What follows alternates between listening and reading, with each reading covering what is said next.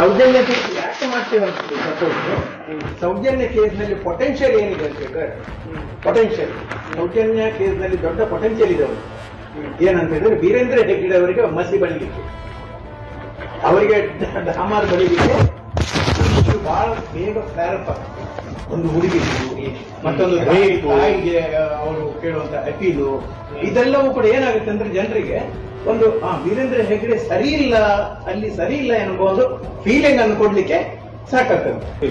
ಆದ್ರೆ Soujanya murder case ನಮ್ಮ ಗುರಿ ಅಲ್ಲ. ಯಾಕಂದ್ರೆ ನಮ್ಗೆ ಸ್ಪಷ್ಟತೆ ಏನಿದೆ ಅಂದ್ರೆ ಏನು ಮಾಡಿದ್ರು ಸಹ, ಎಷ್ಟು ತನಿಖೆ ಮಾಡಿದ್ರು ಸಹ ವೀರೇಂದ್ರ ಹೆಗ್ಗಡೆಗೆ ಅದಕ್ಕೆ ಲಿಂಕ್ ಮಾಡ್ಲಿಕ್ಕೆ ಆಗುದಿಲ್ಲ, ಚಾನ್ಸ್ ಇಲ್ಲ.